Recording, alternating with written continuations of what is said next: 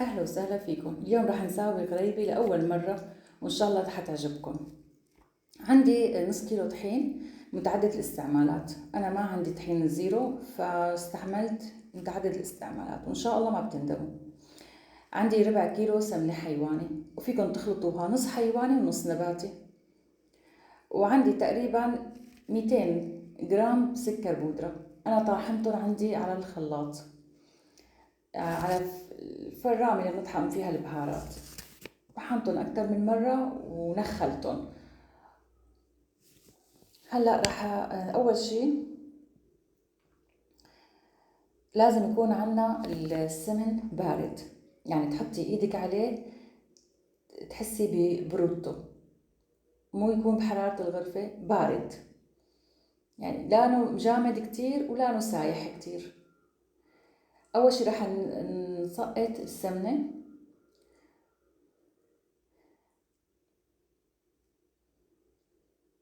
وبعدين رح ننخل كمان تاني مرة السكر. طبعا أنا وزنتهم كلهم بالكيس، حطيتهم بكيس ووزنتهم.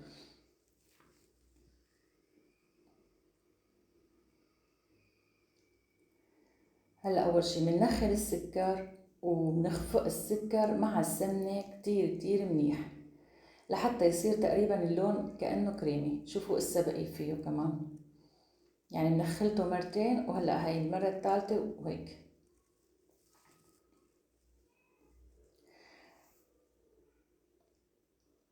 بتحبوا الخفق يكون بالمعلقة بالخلاط، اي شيء موجود عندكم فيكم تخفقوه. بتحبوا بايديكم كمان بصير. وهلا انا هيك بعد ما خفقتهم منيح بالمعلقة، هلا كمان راح ارجع كمان صفي نخل الطحين. لازم ننخلهم كتير منيح مشان تطلع معنا غريبة لذيذة وبتعجبكم ان شاء الله.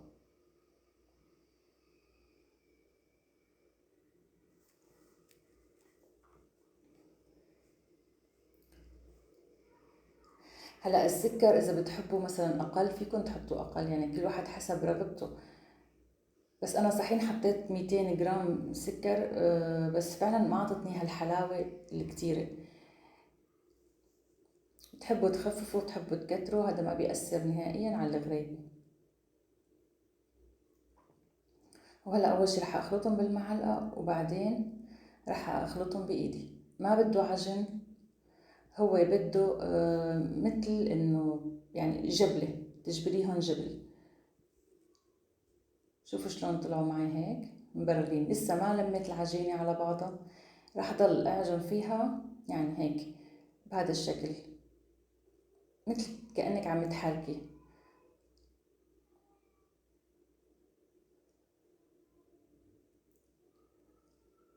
لحتى تلم معي العجينة. راح تاخد معكم وقت، بس راح تعجبكم آخر شي لما بتلاقوا الغريبة طلعت مثل ما بدكم.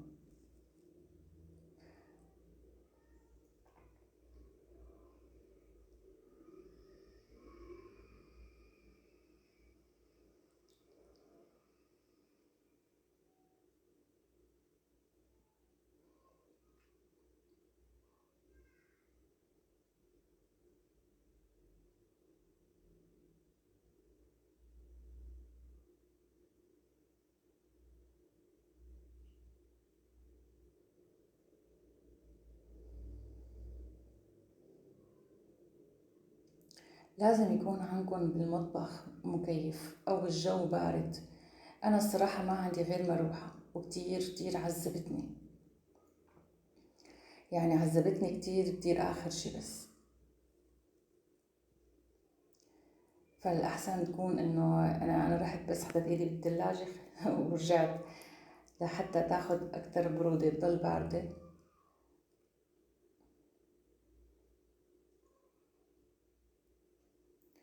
بدكم تضل هيك مثل عم يعمر ويردم.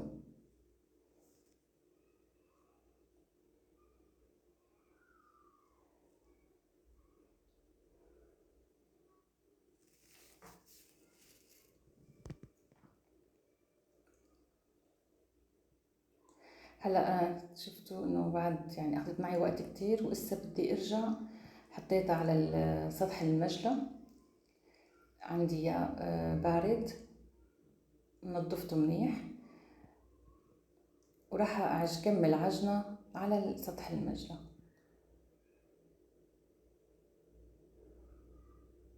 يمكن تلاقوها اسهل، بس مثل ما اتفقنا لازم تكون عندكم حرارة الغرفة المطبخ باردة، لانه راح تلزق معكم اذا ما كان بارد المطبخ.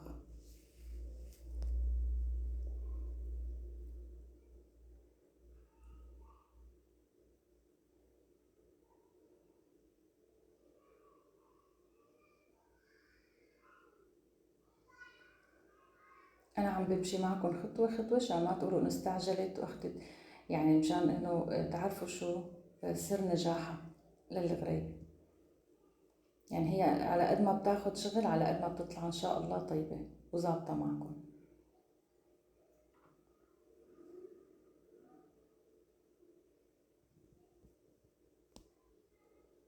شايفة بلشت تلم معي.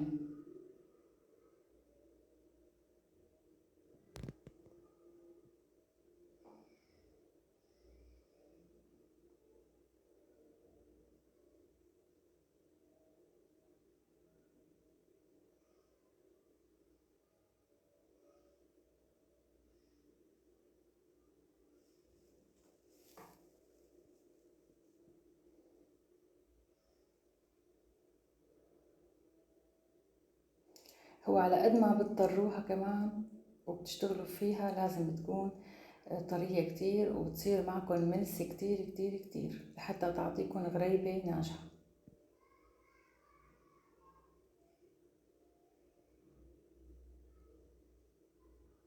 يعني تطرايتها هي كمان سر بنجاحها. وحتى انا هلا بدي احطها بالفريزر بعد كل هذا الشغل، وبدي ارجع كمان اطري فيها، يعني بدي اخذ منها قسم صغير وصير طري.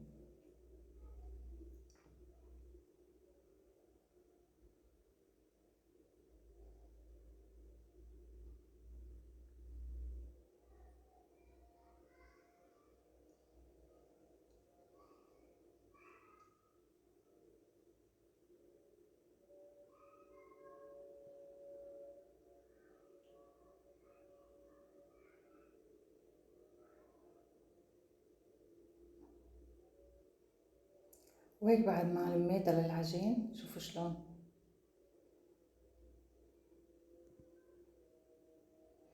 يعني ما سرعت من الفيديو مشان ما يعني تقولوا انه ما بنعرف شلون صارت معها هيك وهيك، يعني انه لا، ضليت طولت بالي كتير كتير عليها لحتى صارت بهذا الشكل. وهلا بعد ما حطيتها بالفريزر تقريبا 10 دقايق، ما بدي اكتر مشان ترجع تفك معي. هاخذ منها شقفة كمان ارجع طريها.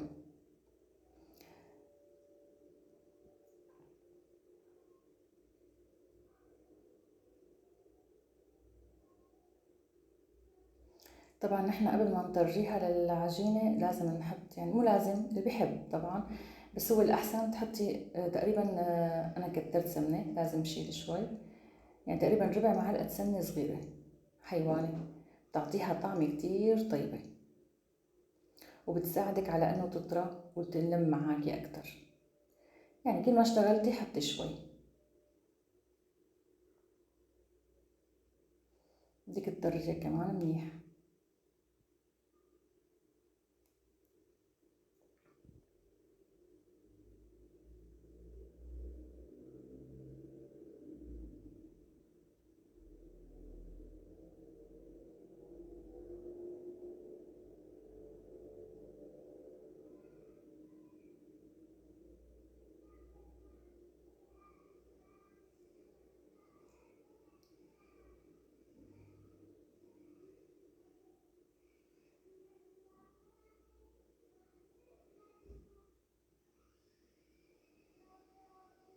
هلا بتحبوا تلفوها بهذا الشكل، انه يعني تعملوها مثل الاصبع كبير وتقطعوها قطع متساوية. بتحبوا لا تشيلوا قطعة قطعة، الوضع عندكم ما بيتحمل، مثل ما بدكم.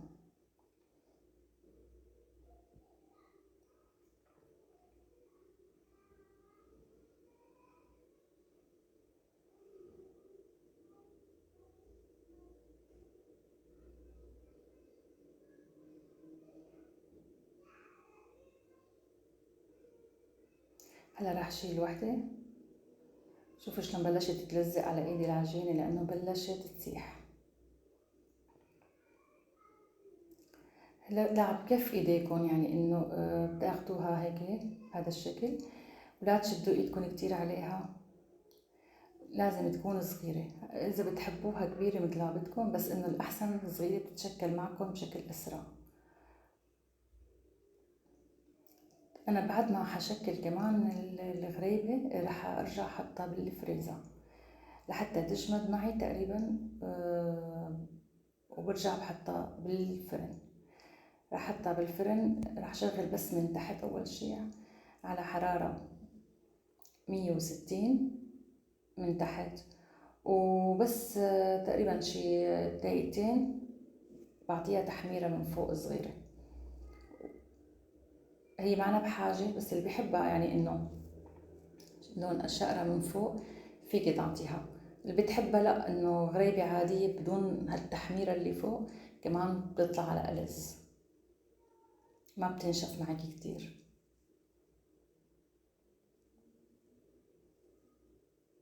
شايفة انا عم صغرهم كتير، وكتير كتير عم تلزق العجينة على ايدي، ما بقى انه تتحمل. يعني يمكن هاي العجينة ارجع شيلها وحطها بالفريزر.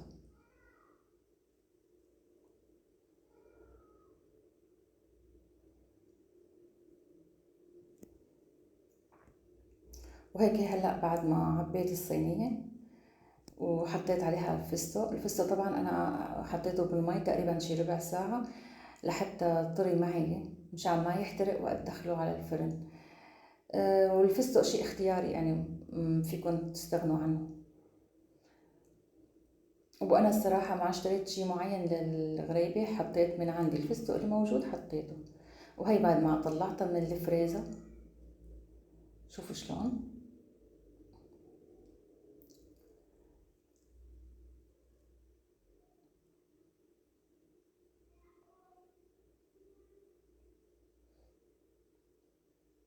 هلا رح دخلها على الفرن بحرارة 160 ويكون بالوسط،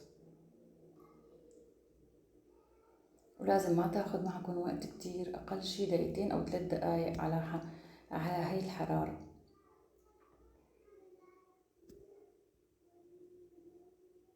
وهي اول صينية طلعت معي، طبعا انا حمرتها من فوق لانه نحن بنحبها هيك، وعملت صواني تانيين بدون تحميرة من فوق.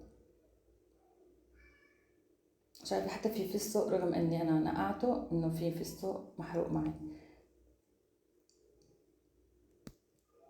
وهيك الغريبة صارت جاهزة. شوفوا هي الصحن هذا بدون تحمير من فوق. وريتوا ألف صحة وهنا، وإن شاء الله استاهل منكم اللايك والضغط على جرس الاشتراك. أهلا وسهلا فيكم.